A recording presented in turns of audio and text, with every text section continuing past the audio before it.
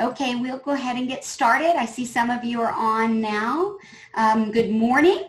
Thank you for joining us on today's ESA webinar, How to Help Your Customers Get More from Their Video Security Solution. Today, we're going to ask you to put yourself in the shoes of a security operator. Ask yourself these questions. How can I do my job smarter, faster, and provide more value to my organization? How can I get back to business fast with all the new safety requirements around COVID? In this session, we'll think more strategically about physical security so that we can help our own customers better leverage video products. We'll also talk about how you can help your customers harness the power of big data for proactive security, illustrating how you can be their resource for increasing the value of their video surveillance investment. Security professionals know that to safeguard people, assets, and critical infrastructure when the risks are only intensifying requires keeping up with technology, but they often don't realize how much harnessing big data can push them forward. Getting clear and definable value from video security comes down to better leveraging resources to catch threats before they escalate and provide more business and operational insights than enhanced situational awareness. I'm very excited to jump in with our experts from Vaion today. But before I do, I'd just like to go over what you can expect from today's session for those of you joining us on your first ESA webinar. I'm Jillian Bateman, ESA's Chief Development Officer, and I'll be facilitating today's discussion. I'm going to turn it over to George Martinez and John Duty in just a moment, but before I do, I'd like to help you with some helpful housekeeping tips. All callers will be muted for the duration of our session, but that doesn't mean we don't want to hear from you. Click the Q&A button at the bottom of your interface to ask a question or pose a comment at any time. You don't need to hold those questions until the end of today's session. As something pops up, simply go ahead and ask it, and I'll ensure we have time to address those questions with our experts today. We'll also be recording today's webinar, so you can rewatch the on-demand video at your leisure and share with your colleagues. Give us until tomorrow to get the video exported and hosted on the ESA website. We'll also send you a link to the recording tomorrow in a thank you email for joining us today. We at ESA realize your time is valuable, and we appreciate you spending some of that time with us today. Without further ado, I'd like to introduce to you John Duty. John has been serving the video security industry for over 14 years. He's helped grow sales organizations in North America, and previously from Avigilon, John's mission is to help migrate our industry from on-premise to cloud solutions. George Martinez is a sales engineering veteran who has specialized in bringing new products to the market and solving complex problems with outside-the-box thinking. George leads the sales engineering team at Vaion. Okay, gentlemen, I'll let you take it from here. Let's dive in. All right. Thank you, Jillian. Thank you, ESA. Thank you, members, and everyone for joining the call today. We are excited to be able to present and inform you about Vaion and us as a company, and also our product and solutions. So let's kick it off. I'm not going to bore you too much with slides, because really the magic is in the solution, is in the software, and George is going to take us through that journey here in a second. But I think it's important to talk about, who is behind this organization and how did we get to where we are today. A lot of our developers, our investors, our executives, the pedigree came from video conferencing, which is, of course, the platform that we're on today and pretty much part of our daily lives now. Some of you may be familiar with the Tandbergs of the world, right? So Tandberg was the big one that these guys were behind, and Cisco acquired a lot of their early companies. So the Ubon partners developed a parent company called Ava that Vaion falls under. So we are an offshoot of Jazz Networks, which is a cybersecurity platform, and Vaion is the physical security branch of the overall organization. So we're going to be doing some very, very interesting things between both cyber and physical, and we're going to be converging those worlds, those industries together through technology. So some solutions you're going to be seeing, within that are being developed to integrate both of those platforms and be more of an operational type system. So more on that soon. We've been out in the market for almost a year now. And there we go.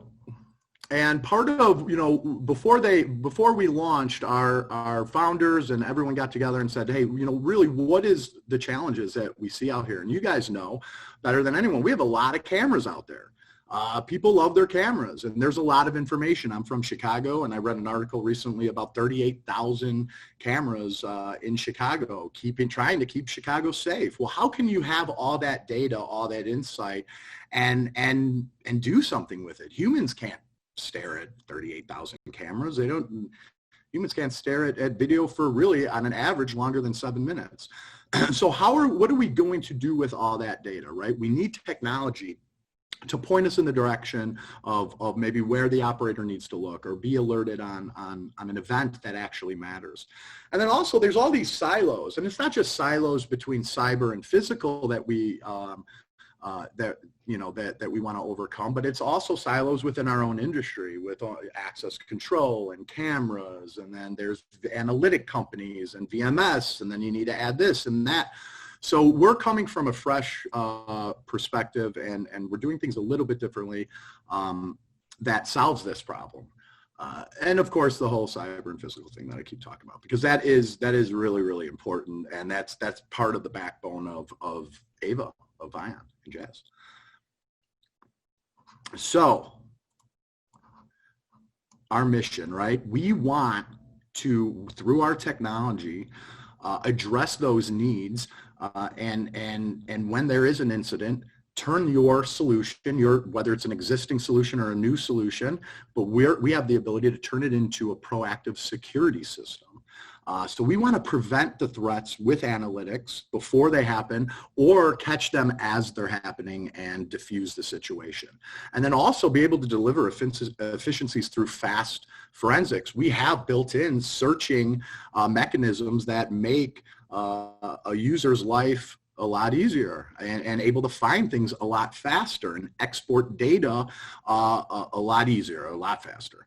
But the third thing is really providing new operational insights. So we talk a lot with the security directors, the IT directors, but with Vaion's technology, we're now sitting in the rooms with the marketing teams, we're sitting in the rooms with operations, because they're able to do things with our VMS that is useful for their department as well.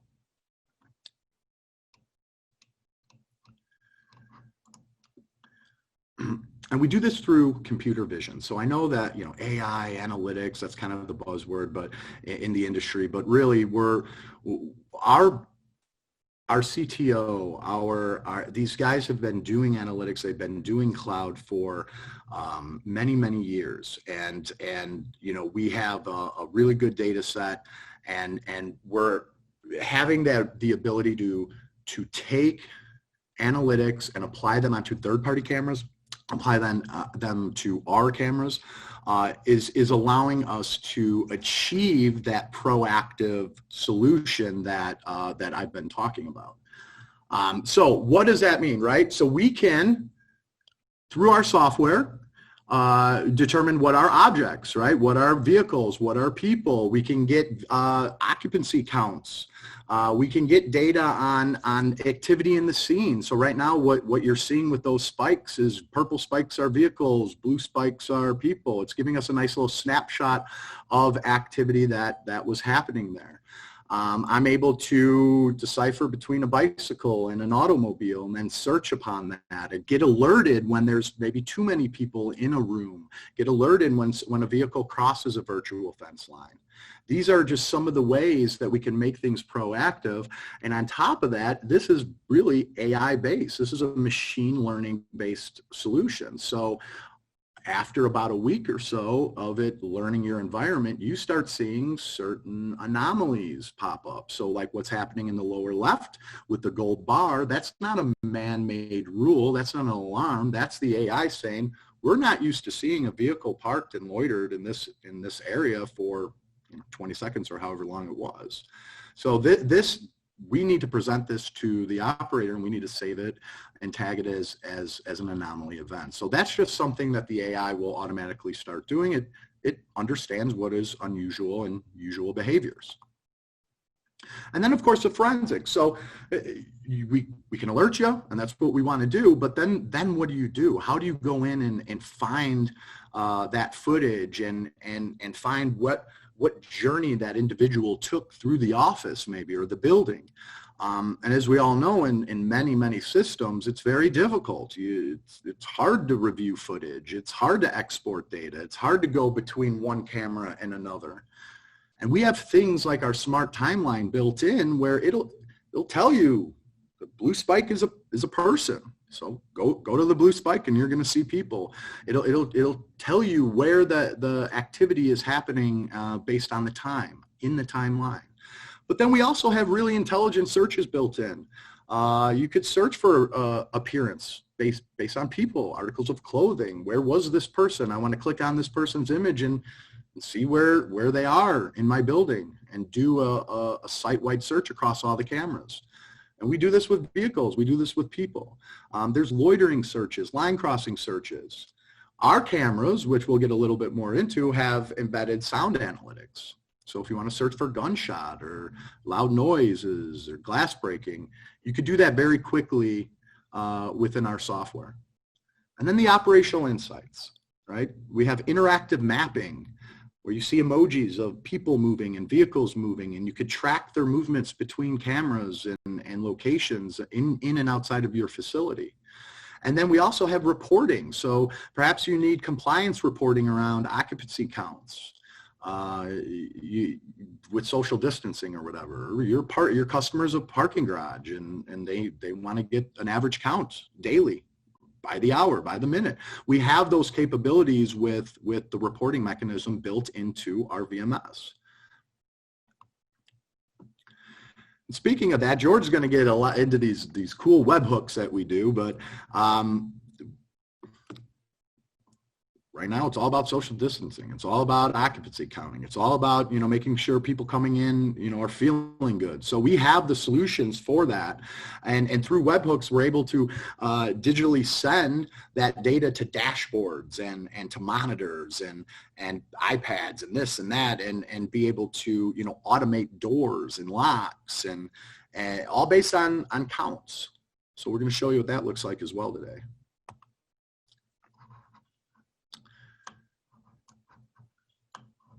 Vaion vCore. This is our software, right? So we're going to talk, we are an end-to-end solution. We manufacture our own cameras, right? We develop our own software and analytics. We OEM Dell servers. We integrate with third-party access control systems. We integrate with third-party cameras through OnVIF, through native drivers with Axis, Hanwha, Vivotech, right? So it's an open system. And it's our software and server that applies those analytics to pretty much any camera. Our interactive mapping comes with the software. All that searching, all the analytics is part of this overall package. So a lot of times people ask us, well, are you a VMS or are you analytics? Because that's what if you got Milestone and you want to do this, we got to go get BriefCam. And that's another box, more licenses. No, we are everything under the sun. We are an analytic, smart VMS that can apply those to pretty much any camera. And of course, we take cybersecurity very, very seriously because Jazz Networks is our sister company, and they would not allow any other way. So vCore is really, that's the basis of our solution.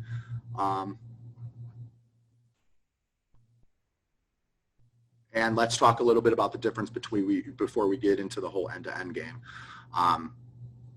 when I look at, and I talk about, you know, I'm a former Visualign guy, right? A lot of these similar analytics are in the Visualign cameras, that you need the Visualign software, that you need, you know, in some cases to do the searching, you need their servers, GPU kits, things like that. And then, like I was saying with Milestone or Genetech or whatever, you know, you're going to need something else, a third-party hardware system to provide these type of searching, these type of analytics. So I think the difference with us is yeah, that we're able to do a lot of this stuff through our VMS and through the server. So we have dynamic views and spotlighting anomalies. This is the AI telling us, hey, look at this, look at that. We understand the difference between people and vehicles, and we can search based on colors of articles of clothing and gender, male, female. We can search, click on an image, like I said, and search for a vehicle across the entire parking garage and across the entire site, and finding their journey and where they went. The people counting and the vehicle counting is a huge differentiator for us. And the fact that we could come in and lay on and maybe switch out the head end or just lay next to a system and take the existing cameras out that are available at the entrances and add counting to them with our VMS is incredible. The reporting behind it, that data behind it is fantastic, and we have an open API. We're doing integrations with a lot of systems. You're going to see, you know, how we can get alerts through Slack and Microsoft Teams. That's what a lot of our customers are doing. They're working in these third-party systems, and they want to get that alert and quickly go to that alarm and view that video, and that's what we're able to do. And of course the you know, access control companies as well.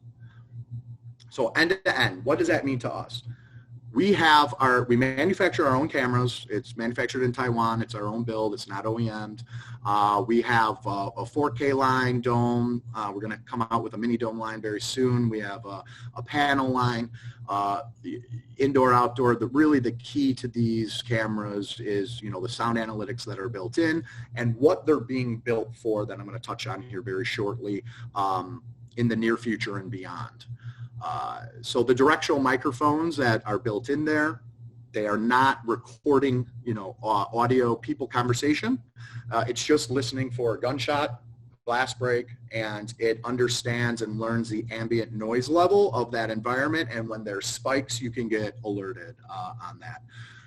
Very simple to program our cameras. It's QR codes.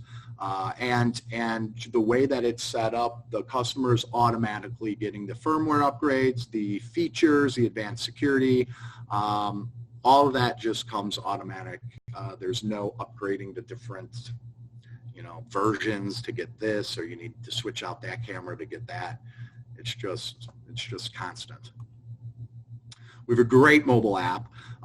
It gets alerted on alarms, anomalies. You could view live, recorded video. It has the timeline with the spikes of people and vehicles. It's super easy to search.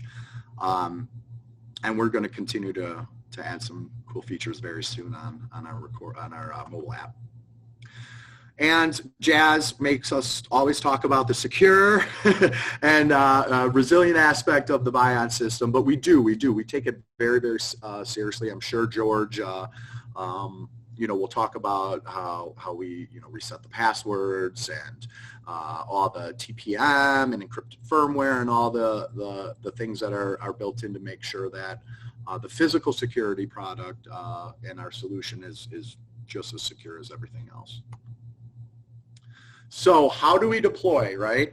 So end-to-end is our cameras, our software and analytics, and then our server today, which like I said, it was Dell OEM. It's a Linux-based server. We have GPUs built in. We have a variation of servers that can handle up to 16 cameras, 8 to 32 terabytes, all the way up to 200 plus cameras and 192 terabytes with extra storage bays and then everything in between. So we have you covered when it comes to servers and storage. But what's unique about Vaion is the different ways that we're able to deploy. So if your customer just wants a closed system, cameras connected to switch into the server, the box is everything, video stored, processed on-prem, we could do that. We could also do what we call kind of our hybrid cloud offering, where it's still on-prem, the box is physically on-prem, but Vaion through the cloud gateway gives it a unique IP address that's dedicated to that server that's on-prem, and allows, based on permission, certain things like quick link sharing of video clips and user management and license pooling between servers and sites. So a lot of times what happens, if you guys have heard about Verkada or seen Verkada or Meraki, they're calling everyone, they're calling all the IT folks, and they're saying, you don't have to manage a video server. You don't have to, you don't have to do any of that. You just come in with our cameras and go. Well, the customers have to rip and replace everything, right? And it's a very proprietary system. So we have a migration path, right, where we'll say, okay, come in, let's switch out what you have, Exact or whatever. We'll switch out your head end. We'll connect your existing cameras. You don't have the budget to rip and replace, right? So we're going to connect the existing cameras. We're going to make them smart, make them intelligent. And then let's talk about budgeting over the next couple years, switching out your existing cameras with Vaion cameras, because our cameras are also being built to do the exact same thing that Verkada does, that Meraki does. We're going to be launching that at the end of this summer. So we're arming the channel with a solution to beat the pure cloud connected camera rivals. That's what we're doing. So but we also have a migration path, like I was saying. So okay, fine. So switch out your these cameras to Vaion, and then in 3, 4, 5 years, you have all Vaion cameras. You could scrap the server, and now you have a full-blown cloud connected solution. And that's what's coming soon. So I love where we are in terms of timing. I love where we are in terms of offerings. You want to do a rip and replace like Verkada, we got you covered. We're coming through with the channel, and we're going to be able to do that. You want a migration path, this is the next shift in our industry, right? The last major shift really was analog to IP, and it was those video encoders, those analog IP encoders that helped move the world from analog to IP. Well, here we are now in the next shift, and the next shift is on-prem to cloud. So I almost look at our servers as today as modern day encoders. That's going to help migrate the world from on-prem to the cloud. But hey, you want to rip and replace, we got you covered. You want to stay closed and do everything on-prem, we can do that as well. That's the beauty of our deployment options.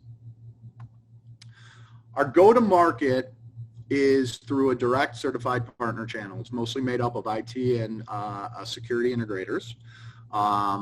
We have a full-blown partner program set up and ready to, it's operating already, a partner portal.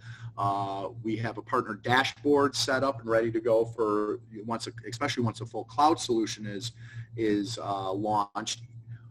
We want our partners, and our partners want this as well, is to provide them the tools to do managed services. That's where this world is going. That's where our industry is going. So we have built in the back end a dashboard and a portal for you to manage your different cloud sites, for you to get those updates on health monitoring or when something goes down, and reporting, and to offer services to your customers that maybe you weren't able to offer on a video system before.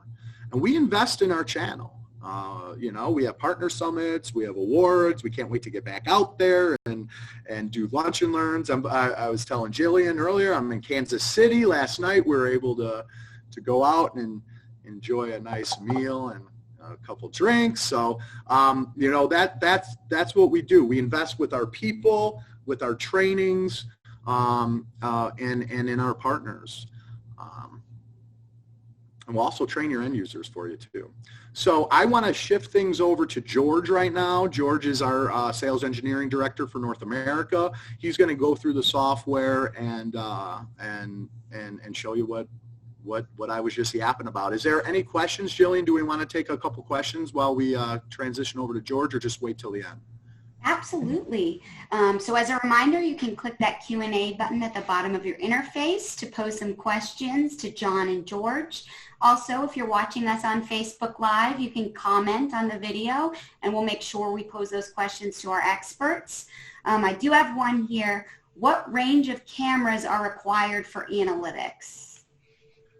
Well, I could take this, George. It's really, we love 720p, right? So we're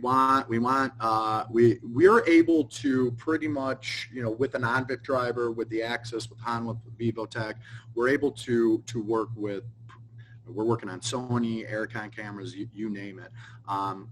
We love 1080p, but we can, minimum is 720, right, George? Yeah, we can, and in some cases we can do a little lower than 720p for the analytics, but of course more pixels, more accuracy. So the key point is any OnVIF camera and a decent resolution.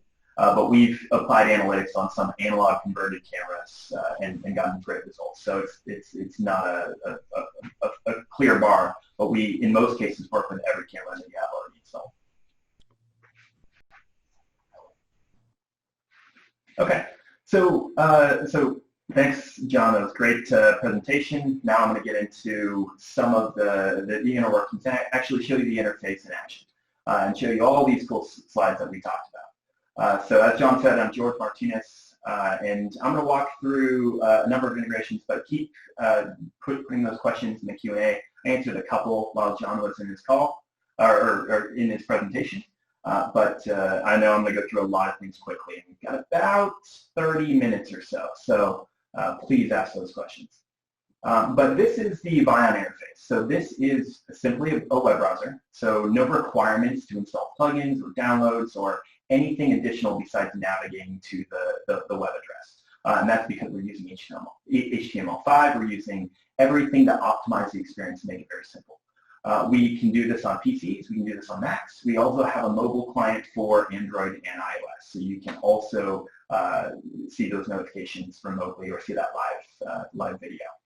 But what we're seeing here is a number of cameras. We have a couple that are on rotate, but this is a market, so a small retail store where they have a number of people coming in and out.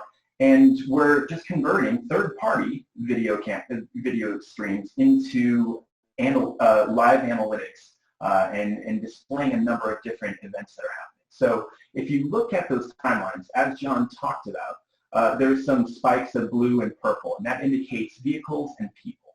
And so very clearly, if we open this one that has vehicles mostly, you can see that, and we're rotating through, and within the parking lot, we can see there's spikes of purple. And so if I open the timeline and just scrub this back a little bit, you can see as these spikes change. So at this point in time, there was a person getting into a vehicle. We can see that, another person exiting there. And the way that these are displayed is leveraging bounding boxes. So we can see the vehicles that are on screen.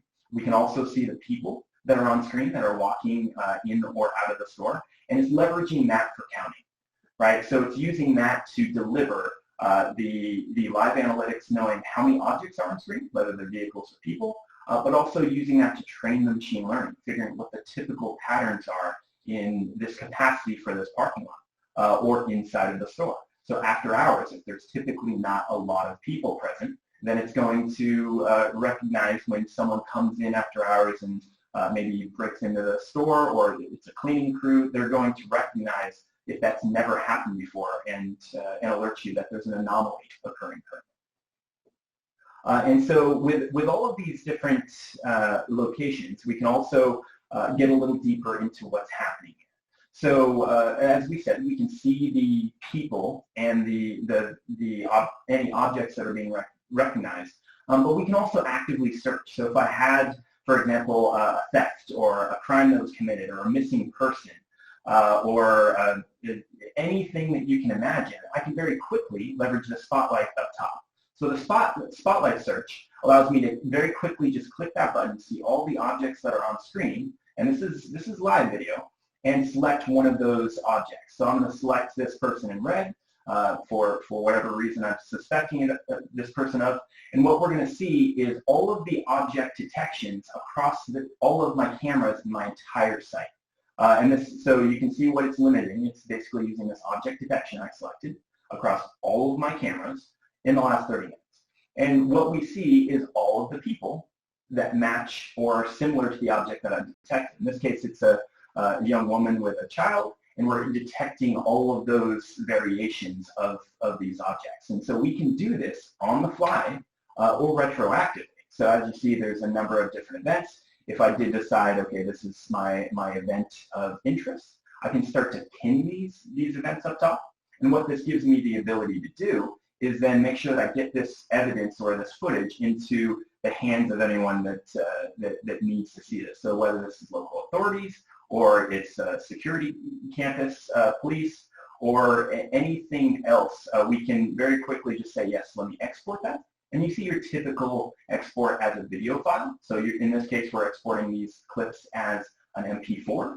But we're also capable of digitally signing these so that we can prove and use them as an admissible piece of evidence that these files have not been tampered with. And we can also password protect those. But even further, we can also make this very simple and very relevant to today's way of communicating.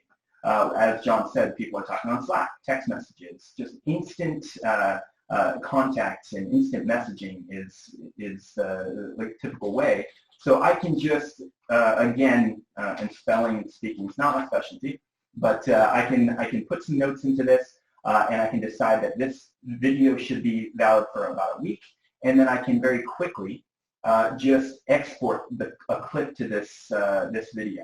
And what that allows me to do is very quickly just grab this video, and we're going to put in that link and access this clip that we just shared. And so what this gives me access to is only the video that I just viewed. And so in this case, this is the clip that we very quickly cut together, and nothing else in the system. I can't see before and after. In this case, I didn't even need a login, but I could have required a username and password. But I can very quickly review this without having to download files, install a player, any of those extra steps that other third parties may require. And so this instant access to the video at hand for people that are credentialed and non-credentialed is very helpful for a lot of customers for that reason. And of course, we can also bookmark these so that this can be saved for future reference, and it's protected from overwrite or any deletions that may happen of that existing footage. But of course, we can do this in another manner, where if we did have, let's say, an asset that went missing in the office. So we had a monitor that was in our server room, and we completely lost it. I can very quickly just choose to do a manual search. And so when I'm looking for any of these objects, I can choose the attire that the person may be wearing, the gender, as John said, as well as different classifications of vehicles if I wanted to look for a specific type of vehicle. In my case, I'm going to look for any people because I know the monitor didn't move without a person attached to it. And I can choose where I'm going to do that. In this case, I'm going to search for my server room. I'm going to, I can also select an area of the server room, but I'll just say the entire place across the last 3 days. And what I'm going to see is all of the humans that entered the server. And so in this case, I see a couple people that entered, but I can see the person that escorted this asset out of this server room in this exact instance. So I can pin this up to the top just as I did before, and I can expand my search just like we showed. So if I go down to the entire floor, I'm now selecting about 5 different cameras. I'm going to do the exact same search across 3 days, and we get about 209 results for people that were actively in this server. And so I could very slowly go through and try and find where this person is, but we can leverage the power of the analytics and the object detection. And so if I just select this similarity search, it's going to filter these results based on the one pinned person that I've already selected. And so here we have the same person in this yellow shirt that was not only entering the server room, but walking out the front door with the monitor and other locations within the building. So I can filter these results by recency or by accuracy, and this is going to give me different levels of looking at it if I want to find the last spot that the suspect was, opposed to any other matches across this building.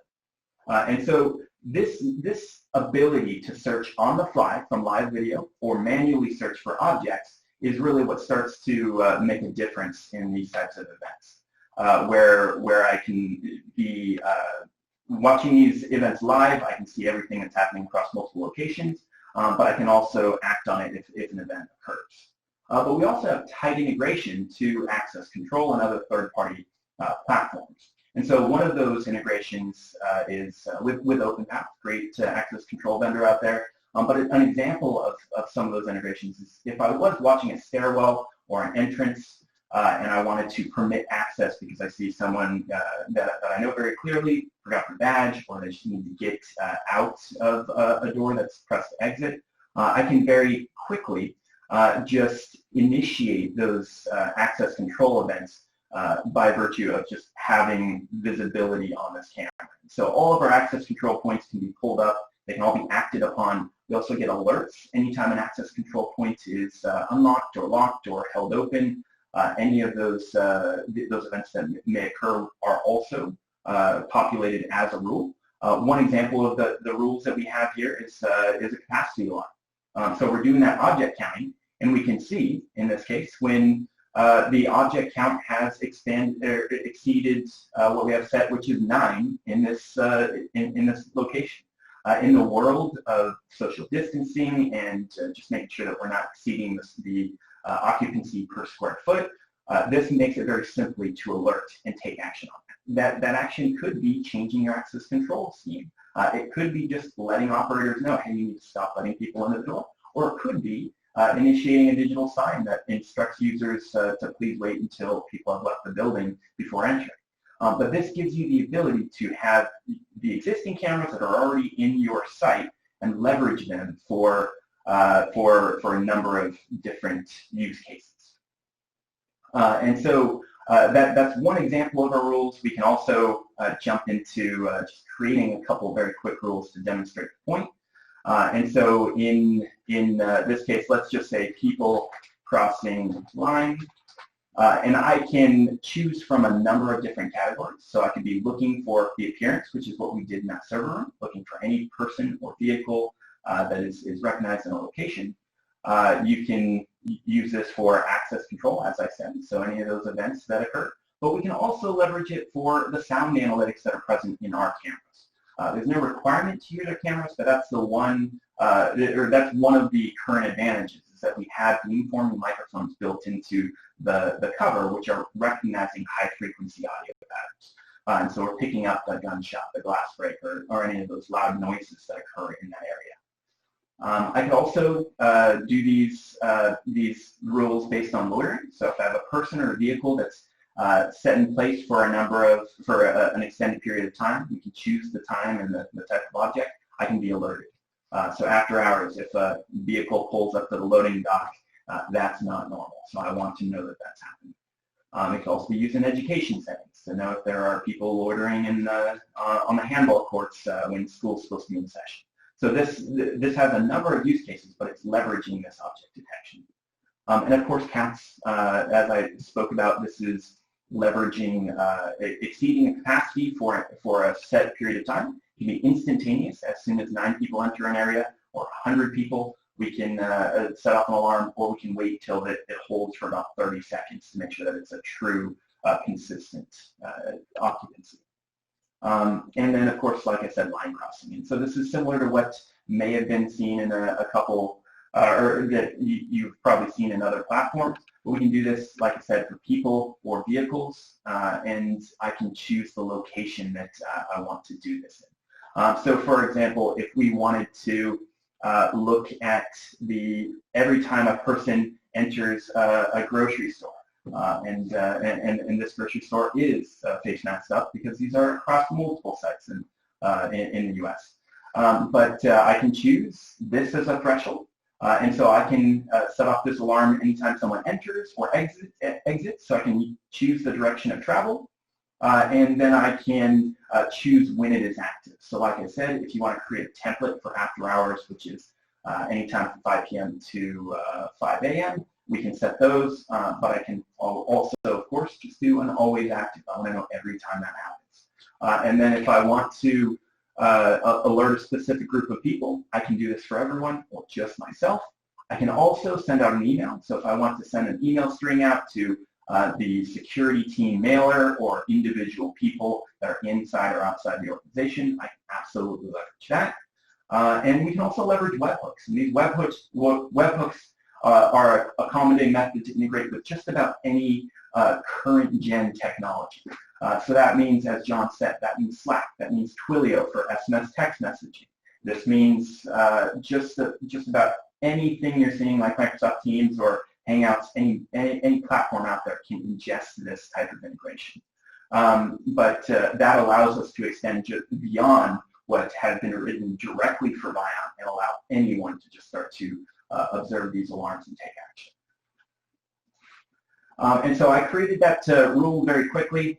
We got an instance line cross as these individuals walked into the store, and we'll continue to get those alarms. And so I can choose, for example, my capacity alarm, which is purely for demos, which is always goes off. I can choose to modify that at any time. You can also, of course, turn it off to make it quieter, and always act on this. But when I open these alarms, what we have the ability to see is why these are happening, what this means.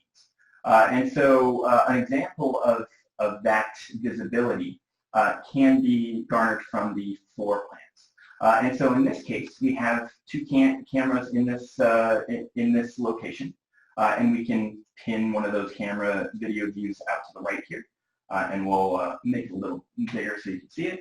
And what this is leveraging is object detection and spatially placing those objects within that camera's field of view. So you're probably used to seeing the typical field of view in a cone shape, and that's kind of the limitation on a lot of platforms. With ours, when you drop that cone, it'll automatically take or put its best effort into placing those objects within the view. And so you can of course train this even further, but it's very simple to just drag fields of view and then start leveraging the object counting for these people across these different locations. And what we're leveraging is we have a line cross rule at the front of the store, and so every time someone enters that main entrance, we'll increment this one. Every time, and as you see someone just entered, it went up by one. And any time someone exits, it goes down by one. And so it'll then do, and this can be over time or just for the day. You can set this at any period that you like. But you'll get a current count. And if you have multiple entrances and exits, you can also tag those. This location has another exit that don't have any cameras on, so we have a negative balance in that location. But we're also seeing fields of view. So in this case, in the top aisle, we have filtered out just the top aisle portion, and we're counting the number of people that are present in this top aisle. On the bottom aisle, we also have a field of view present. But we can also see a couple other actions that are happening. So for my access control example, we have a main entrance, and we can see events that happen. And so as someone were to hold a door or set off an alarm, we would actually see this access control point turn red and alarm us to exactly what's happening. And that can be seen live, but it can also be seen historically. So if you did want to look at everything that has happened in this environment, we can see the alarms that we triggered. So this is our line crossing demo that we quickly created. And so I'm seeing the period of time, the person that was responsible for the alarm, so violating that occurrence. And we can see this across all these locations historically, as well as capacity exceeding that we set up. And we can also filter this based on access control events. Every time that someone badged into a building, I want to know about it. And we can pull up that feed, and we can see exactly what happened and whether or not we need to take action on it. And what this also delivers is the credentials directly from the access control system. So we're not just guessing at who badged in, we're seeing the credentials that were badged in, badge numbers and IDs, and any other metadata that we can pull from that access control system. So it's a true two-way integration where we're receiving events as well as sending events, and we're giving you a high fidelity of information about these events. And so when we peel back some of these other analytics and we look at things like counts, there's a lot of things that can be done with counting. There are entire platforms that are built on just looking at the traffic in front of the storefronts and aren't leveraging any of the existing cameras that are in place today. In our case, we're assigning intelligence to your existing, very simple cameras. Any basic video stream can start to deliver things in forms of capacity. So we can look across one or multiple cameras to see what is happening there. We can also just look at a single, and we're going to deliver a current objects in view count. So in this register, we're looking at how many people are in view, but we can also do the line crossing that we spoke to. And so for that market entrance, the way this is configured is we have that simple line cross like we created in New York. Anytime someone goes in and out, it will increment, and we can download this as a CSV, or we can access it programmatically leveraging the API. And so a great example of that is in some of these grocery type environments that were very strict early in the pandemic that hit us hard. They wanted to know every time someone entered their building, and they wanted to know the current capacity. And so they leveraged our API in order to grab this data and display it for us. And so this is a very simple example. It's an open source platform that is just leveraging a couple different resources to take this count from Vaion, which is accessible via API, as I said, and give us capacity over time. The current real-time capacity, so if this, and you'll see this fluctuate, so it refreshes every few seconds, and we can then change the market admittance instructions for users because of that. So, for example, this can turn into a monitor that just has a traffic light or simple colored text, and we have a number of examples of this on YouTube where it's letting people know, please wait, we've reached capacity, or green indicates, please come in, we have plenty of capacity to spare. And then, of course, the one more, our slow down indication. And so this is one example of that indication, but leveraging all the rules, the notifications, and this capacity, you can really start to customize this to any integration or any organization. And we had another use case where we wanted to leverage this information for a repair service. We wanted to take a look at how many vehicles were entering a repair bay and were undergoing service for an extended period of time. And so we can take that object detection, we can take the time that it enters a specific area and notify you when that object leaves, and then we can do all of the great stuff with grafting and data that we love, but that means that you can then provide business value to customers. You can tell them you had an average of about 4 cars per hour. Those cars were in service for an average of 22 minutes, 15 minutes. You had a peak of just over 41 minutes for one vehicle. And that can then help you gauge those trends, look at this over time, and respond retroactively. So that you know next week you're going to staff higher on the Wednesday. You typically see its peak flow.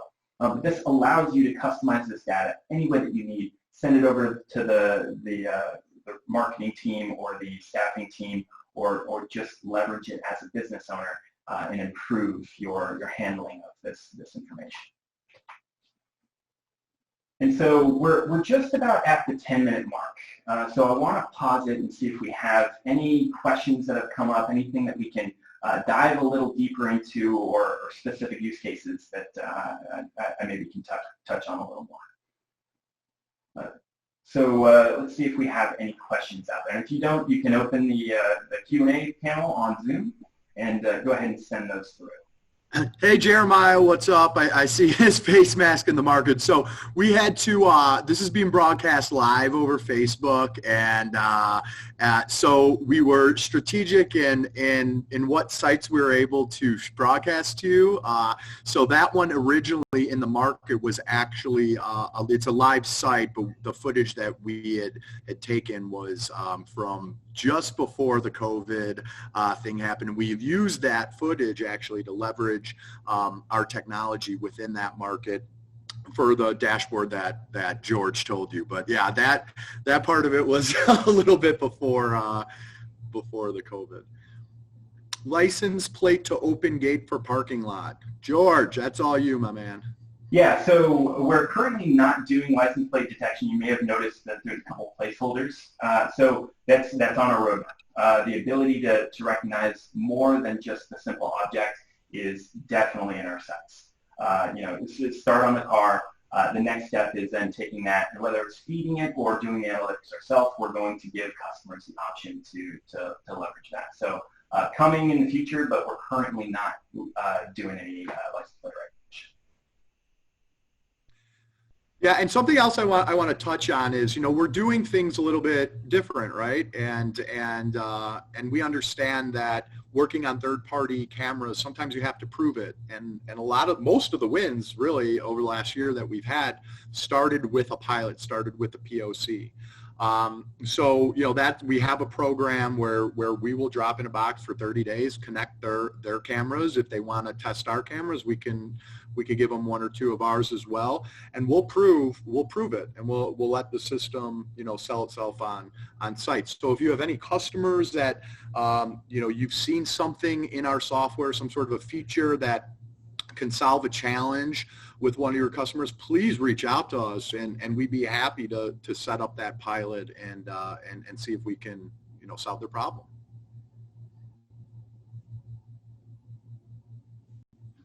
I have a question.